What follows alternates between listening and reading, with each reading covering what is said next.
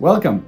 My name is Jesus Morales Sanchez. I'm one of the advocacy managers with T1 International, and this is the advocacy training where we cover the basics of advocacy. We also cover how it relates to T1 International, our history, and we'll give you some tips and best practices so that you can get started with your advocacy journey. So follow along and let's get started. This training focuses on diabetes access advocacy, and we have divided it in the following sections. First, we're going to be talking a little bit about the purpose of the training and some of the background information that you may need to know about T1 International. Then we're going to dive into the question, what is advocacy? And we'll follow up with some tactics and tips and best practices.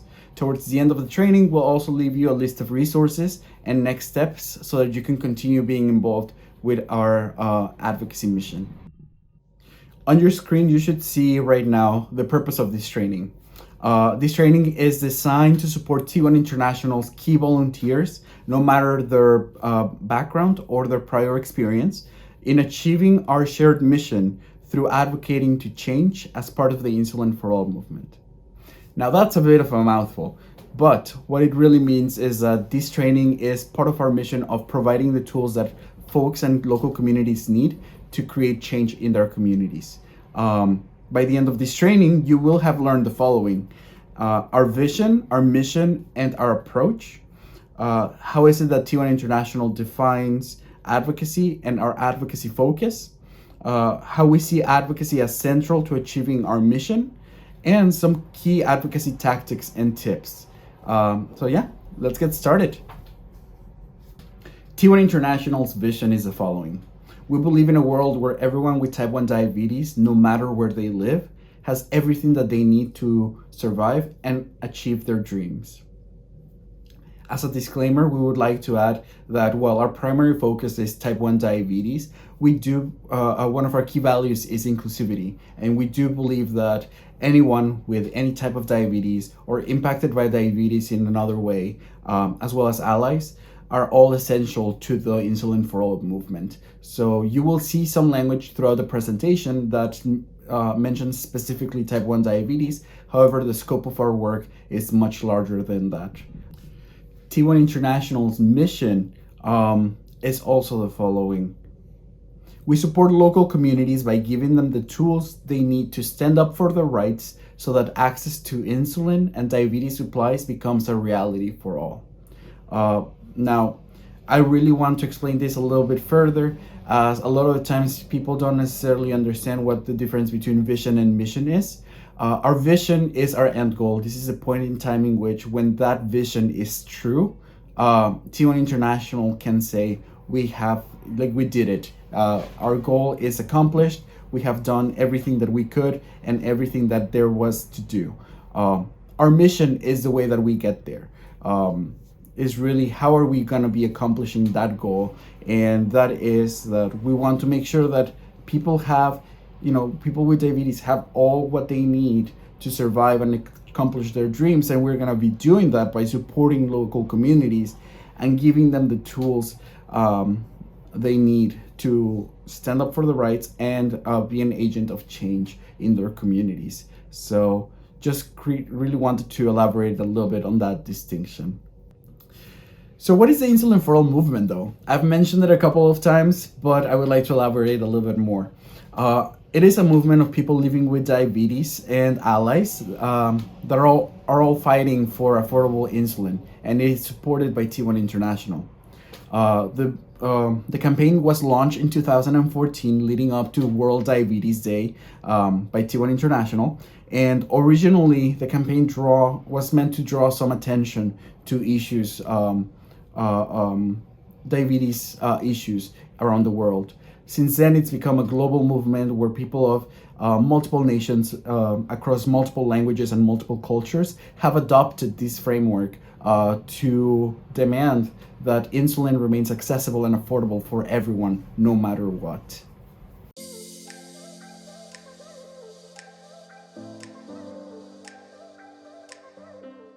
Hi everyone, my name is Brittany O'Donnell. I'm the T1 International chapter leader for New Hampshire. I've been doing this since 2018. I've had diabetes since 1990, and I've spent most of my adult life trying to find an advocacy group that really works towards the problems diabetics are facing. For me in particular, rationing my insulin was a problem when I turned 26 and I was kicked off my dad's health insurance. I never talked about it, and a couple of years later I heard about T1 International and I knew that was where I belonged. Since then, we've worked on copay caps here in New Hampshire.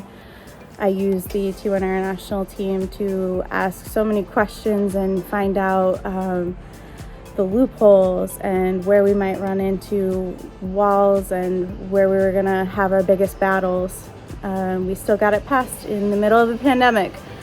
This year we're working on emergency refills. In particular, we're trying to make it so that patients are comfortable asking for it and pharmacists are comfortable dispensing them. The biggest battle in that has been trying to find the correct language and how to get it approved by insurance.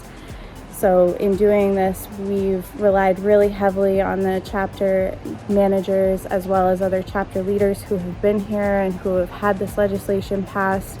They have all been so great about taking phone calls and Zoom calls and just being open to all of the questions, no matter how big or small they seem.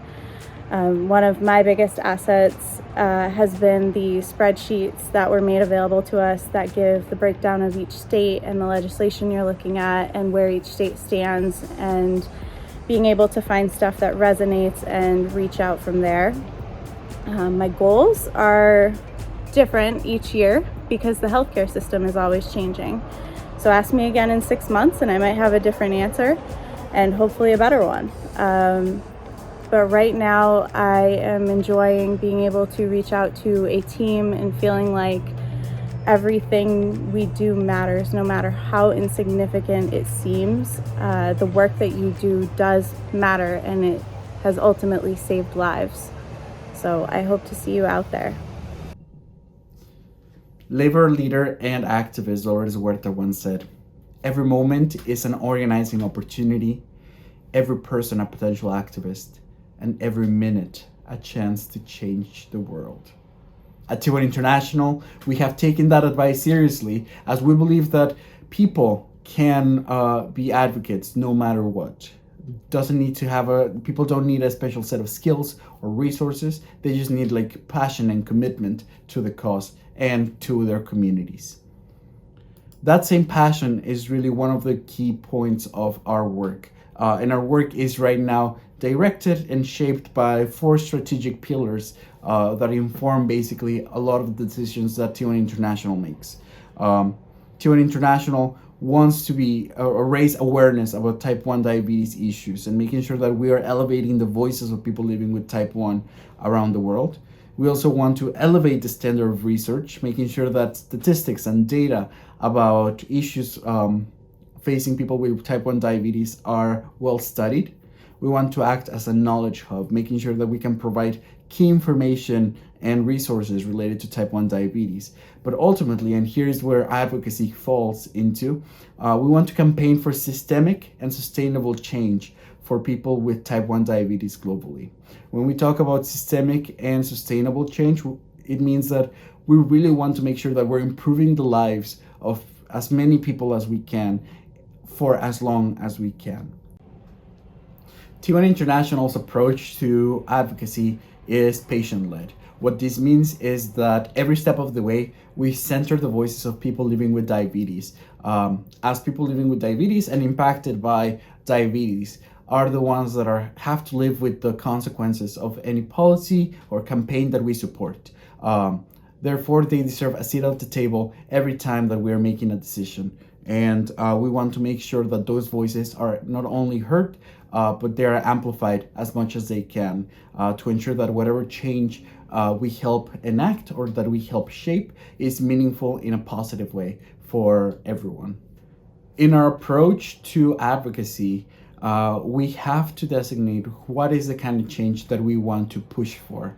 And for that to happen, we really need to have a conversation about who do we think is part of this problem. When we're talking about the healthcare system in countries like the United States, things can be really complicated. On your screen, you should be able to see right now a very, very, very, very simplified version of the US healthcare system, in which manufacturers, pharmacy benefit managers, insurance companies often points fingers to each other, saying the reason why the prices of insulin are so high is because of them, not because of me. And in reality is that they all have their own share of guilt, and plenty of blame to go. There's plenty of blame to go around. However, we do believe that the big three companies, or the big three insulin manufacturers, Eli Lilly, Novo Nordisk, and Sanofi, really take the largest portion of that blame. Our goal, ultimately, as an organization, is to lower the list price of insulin, and that means that for that to happen, we really need to go after those people that are setting that list price. In this case, the manufacturers. So, our focus really, in a global aspect, is that we want to make sure that access to insulin and diabetes supplies remains accessible and affordable. We're not necessarily opposed to research for a cure or for better treatments. However, our focus is to make sure that the existing treatments are accessible for people who need them now. We believe that manufacturers are a primary target, not PBMs or insurance companies or any other party really in the healthcare system. Again, although we do acknowledge that they do share some of the blame. We believe in community building as a strategy. We believe that people have power, and that when those people come together, things can change for the better. We believe in sharing our stories and using those stories to shape a global advocacy effort. People experiences can really sometimes change the world, and we're here to really help ensure that that is the case with your own stories. And ultimately, we also believe in advocacy, and we believe in providing tools for local communities, whether it is things like this training, or action plans, or practical support, or whatever it is that is within our capacity to help local communities make the changes that they need. So what is diabetes access advocacy? T1 International defines it as taking action to achieve specific changes in policy or practice that benefit people living with diabetes. Again, it is important to highlight that benefit people living with diabetes. So this change can happen in a number of different ways. There is not one specific way or one correct way in which advocacy can happen. Advocacy can look in a number of different ways, such as connecting with other people and just building a community, or speaking out at a rally or press conferences, or writing an open editorial or a letter to the editor for your local newspaper. It can be educating others, telling them about some of the issues of type 1 diabetes, or working with policymakers and government officials to change the laws and help inform those changes in the laws, so that the change that happens really benefits people living with diabetes as much as it can. Diabetes access advocacy is so important for the following reasons. It allows us to speak out about what is important to us, ensuring that the voice of people living with diabetes are heard. It is a way to make a large-scale difference in the global health by standing up for the human right to health. And it is a way of fighting for long-term change, so more people can have a better life with diabetes. So the main three takeaways for this is that we want to make sure that diabetes access advocacy remains for the benefit of people living with diabetes, that hopefully it will affect as many people as possible, and that it will that those effects are going to last for a long period of time. A scenario that I often like to give people is, we know that people are struggling to access insulin. So we go to our local pharmacy and we convince them to give people insulin for free. Great. Well, that's not necessarily, first, that's probably not sustainable. However, let's say that they agree somehow to have this one pharmacy give insulin for free to the local folks. Sure, it's going to be beneficial for a few people, and it's going to be potentially even life-saving. However, it's not really as impactful as we would hope it would be for the overall community of people living with diabetes. So then we decide to do something at a larger scale, maybe perhaps something that affects a lot more people. So we go to the Capitol and we say, you know what, let's talk to the governor, or let's make him people in my state will not have to pay for insulin for the next year. Perfect. You achieve change that benefits people in a large scale because it applies for the entire state.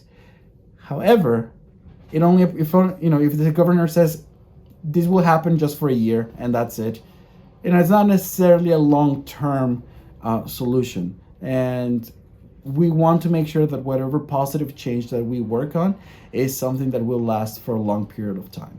So ultimately, our diabetes access advocacy is important because it forces us to really think about what are some of the things that we want to change, how do we want to change them, and how do we want to make sure that they are as long-lasting as they can be.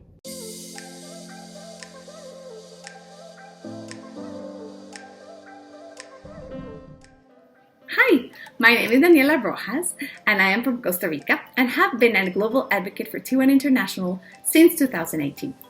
I came to advocacy due to the lack of access to education, insulin, supplies, and multidisciplinary care I could recognize in the Latin American region.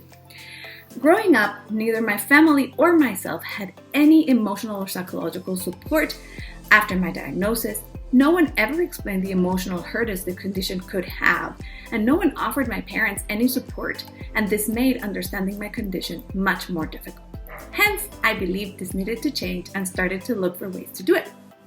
Being able to have had T1 International train me and being able to learn from them has allowed me to understand the best way to tackle obstacles and address issues in regards to access and advocacy in my country. Having had the opportunity to detail my process, map out my stakeholders, build a proper action plan has without a doubt made advocacy much more efficient and less draining. Here in Latin America, we have big contrast in regards to access. Here in Costa Rica, we are lucky to have a healthcare system that provides insulin for all, but not necessarily the best type of insulin for each individual. We are currently working to help people living with type 1 diabetes here in Costa Rica and worldwide have access to analog insulin instead of just human insulin. We are looking also to have access to more test strips and supplies, and hopefully CGMs for women during their pregnancy period. This in particular is what I've been focusing my advocacy plan around, and we have been making some headway. We have been able to sit down with the head of the endocrinology departments in the pediatric hospital and the Heredia hospital in regards to access to analogs and CGMs for women during their pregnancy.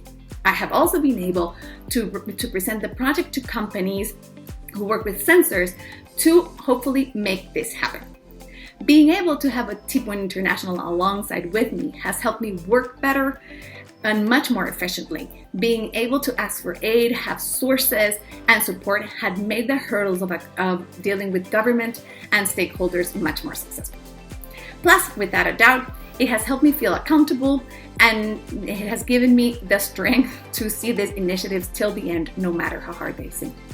I feel truly excited to be a part of an organization such as T1 International, one that makes sure to represent us all.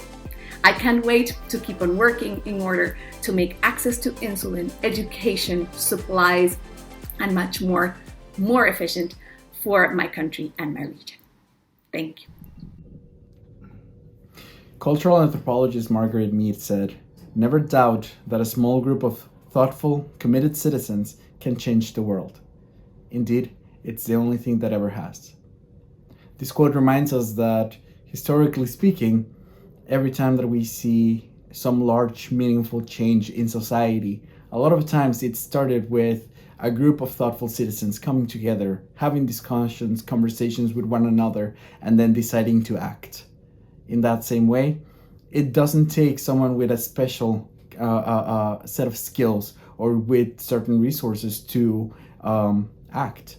It really, an advocate can be anyone that has passion and commitment for a cause and then decides to take action. It's good to consider, as we are going to start looking at some best practices and tactics that are helpful for advocates to know about.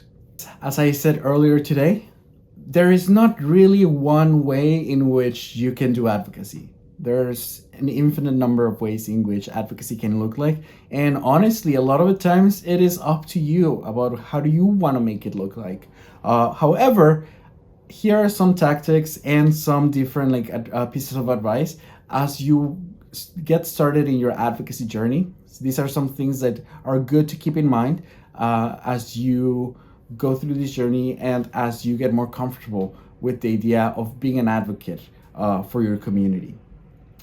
Define your goal. Advocacy, in order for advocacy to be successful, there needs to be a goal. There needs to be one thing that marks success. And whether it is, hosting a really informational education session for your community, or having a demonstration, a public demonstration that leads to the CEO of a manufacturing company lowering the list price of their insulin. It is important to have a goal, and making sure that that goal is very well established and specified is going to be very, very important. We want to make sure that we stay on track and that goal informs the decisions and the planning of everything that we do to get there. Doing your research is just as important. Making sure that you're aware of key facts and information is going to be very helpful for you. Now, you don't have to know everything and anything about a certain topic to be an advocate. However, it is always important to have at least some key information and have some idea about what's really going on and what is happening right now. Staying updated with local with current events is also a very helpful tool to know and to guide the advocacy efforts. No need to organize a whole rally establishing, asking to lower the list price of insulin if 2 days ago all manufacturers agreed to do so, right? So staying on top of current events can be super helpful, and doing a little bit of research as well. Now, you got your goal, you got your research. What about how are you explaining it to people?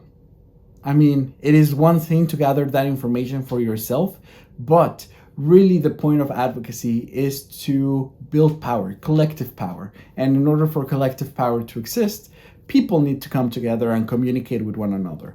Communication is going to be a huge part of advocacy, and learning how to do that effectively can be very helpful in many situations. So one of those situations can be crafting your message. What are some of the things that you really care about people learning? One really good exercise is developing a 1 to 2 elevator pitch. For those that are not familiar with that expression, it's just like a 1 to 2 minute speech in which you can summarize, what your goal is, what is the issue, how it's affecting you, and perhaps putting in some information here and there for people to listen to. The idea behind an elevator pitch is if you're stuck with someone, potentially a lawmaker, who can help.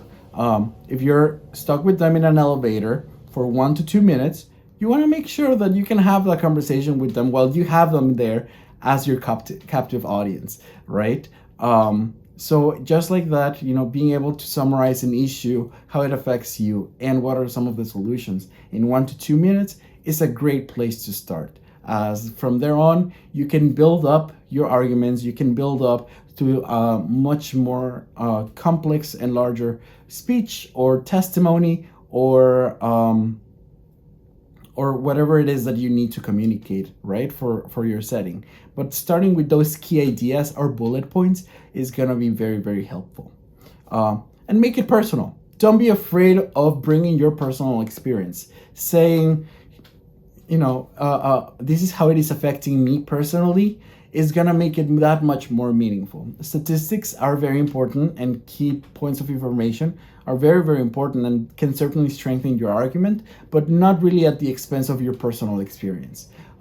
Especially if you have a very limited amount of time with people to learn what's going on and why do you care, you should always prioritize making it your own.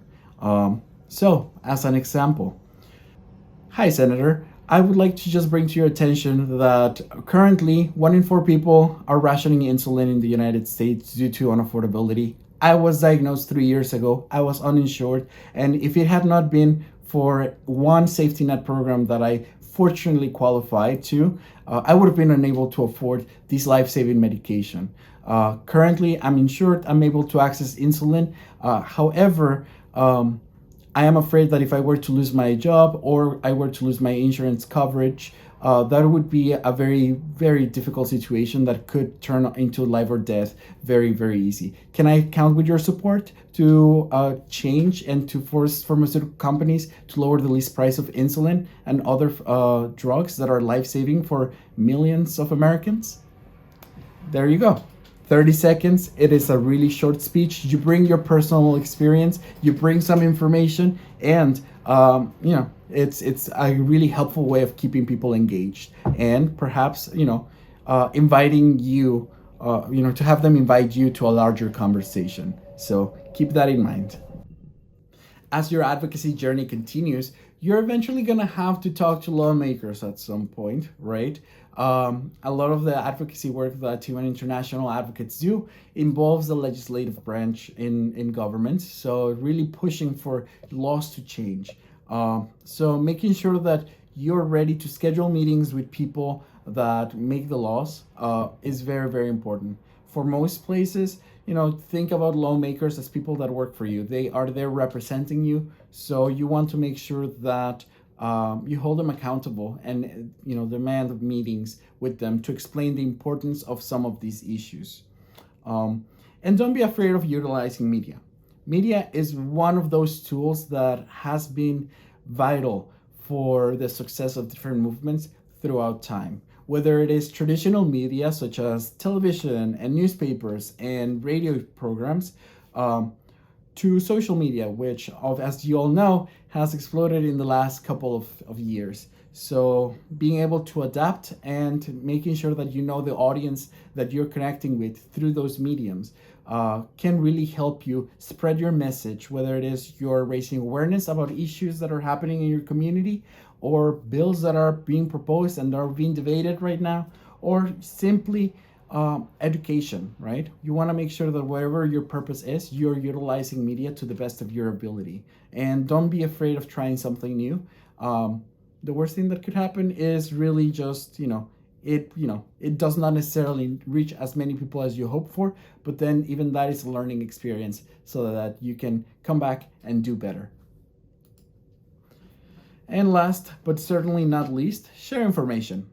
Again, advocacy is about building community power, building collective power, and that happens through communication and through sharing our resources.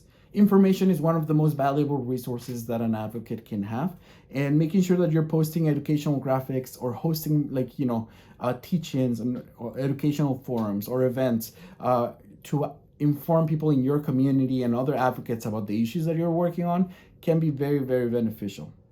Advocating can rely on a person or a group to have the knowledge at hand, but really any advocacy effort should ensure that advocates and community members and allies understand the issue at a basic level. So perhaps, the person next to me will not be someone living with diabetes, but I can help them understand a little bit of what it is like to live with diabetes, so that they can also understand where those issues are coming from, how are they affecting people, and why it is so important to act on them now.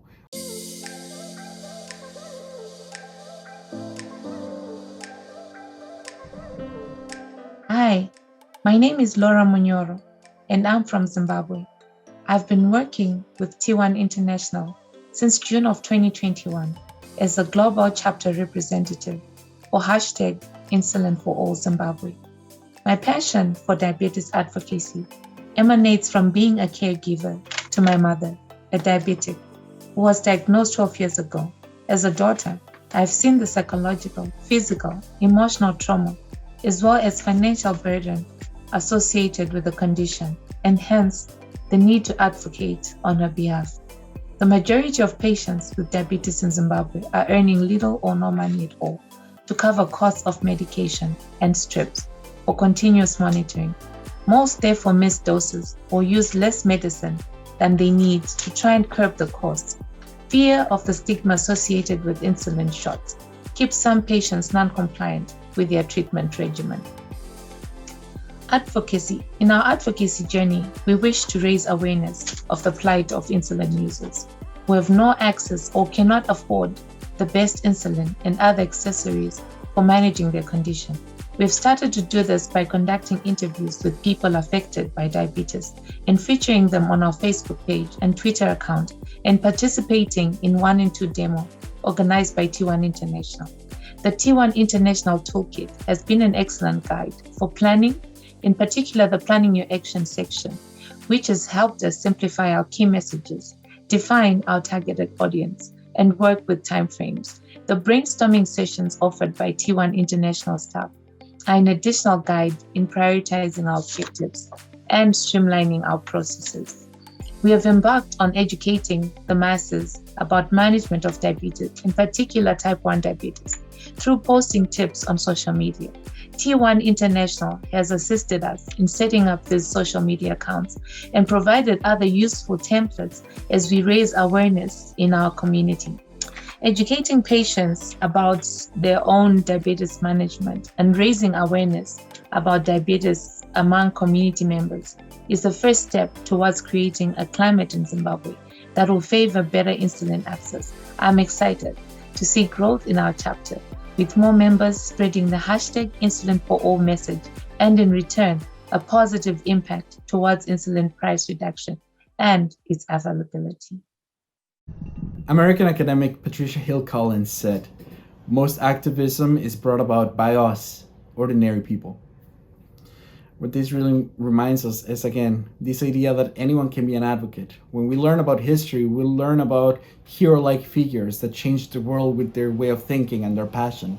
However, it took more than that. It took people, communities coming together and supporting those visions, supporting those ideals. And that's where organizing and advocacy is very, very important. As we discussed,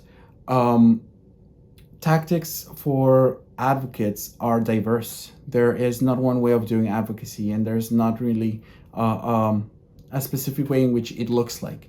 However, when we have that many tools at our disposal, we want to think about how can we use them more effectively. After all, we have very limited resources, and such as time, energy, and people. We want to make sure that whenever we do have to spend resources, we do it in the most efficient way. One of those things, and really the concept of doing this, is called escalation of tactics. When we have a goal, we want to think about what is the way in which we may be able to accomplish this using the least amount of energy that we can. If the change that we want to see is, hey, we would like for the least price of insulin to be lowered, perhaps we can start with, having a meeting with legislators. Hey, we would like to see something, a piece of legislation that lowers the least price of insulin. Would you mind helping us with that? If they say yes, if they say no, then, it could happen. If they say yes, congratulations, you just accomplished your goal using a very, very small amount of resources. If they say no, you may consider utilizing additional resources to really push for this change. What those additional resources look like? Well, it can be, a little bit of public pressure, organizing drafting a petition, organizing an event where you talk to your community about it, and you invite the legislator to come and see that much more people than only you are interested in seeing this happen, right? Now, again, the answer can always be yes or no. If they say yes, congratulations, you still use only a certain amount of resources, and you got a victory right there. But if they say no, you may consider even adding a little bit more pressure. So writing a letter to the editor, like talking to the news, organizing a press conference, doing something that is a little bit, more out there to just also show the support and also bring more people into the conversation, making them aware that these conversations are happening in their communities right now. Again, if that works, congratulations. If that doesn't, you may consider even like moving forward to something that adds even more pressure and so forth. Ultimately, what advocacy and organizing focuses on is like victories. We want to make sure that whatever our goal is, we accomplish it. And we're going to be doing that one way or another, and so on, until we accomplish our goal. Because for us, and at least with T1 International and our vision and our mission, our goal is to ensure that insulin and diabetes supplies are affordable, are accessible for everyone so that people can have better lives. And that is a great goal to aspire for victory for. Last, I would like to give you some tips, some things to really keep in mind as you become a more seasoned organizer or advocate, as you continue working towards improving your concept of advocacy. So one of the things, and we mentioned this earlier before, was advocacy makes real long-term change, and it's usually carried out with a detailed plan over a defined timeline. What that means is advocacy a lot of times is not gonna happen overnight. It's gonna take some time, but ultimately what we want is to enact real impactful long-lasting change, even if it takes us a little bit longer. It really doesn't help us to have a really quick solution if it's only gonna affect a select few, or if it's gonna affect everyone, but in a very short period of time. So we want to make sure that everything that we do, all the resources that we put into our advocacy, is for long-lasting change, and for as many people as possible. Advocacy is meant to empower those that are the most affected by the issue. So the voice and experience of patients and those most impacted should be the foundation of the work that an advocate does. So always listen to the voices of those that are most impacted. Making sure that that perspective is always front and center will ensure that whatever change happens will truly be meaningful, as then we don't the likelihood of having oversights or unintended consequences that can negatively impact someone are diminished drastically. Advocates do not need to have a lot of money, resources, or specific skills, but they do need passion and commitment. And I think this is like the third or the fourth time that I say this today, but that's how important this point is. It's gonna happen at some point, whether it is something didn't happen the way that you thought about it, or for some reason you feel like you're not doing enough, or that perhaps I don't know how to be an advocate. I've never done it before. And one, this is why you're here. But two, this is me reminding you that passion and commitment is really the first step for any advocate. That if you have that, you can be an advocate, and everything else will come with practice and practice and practice and experience.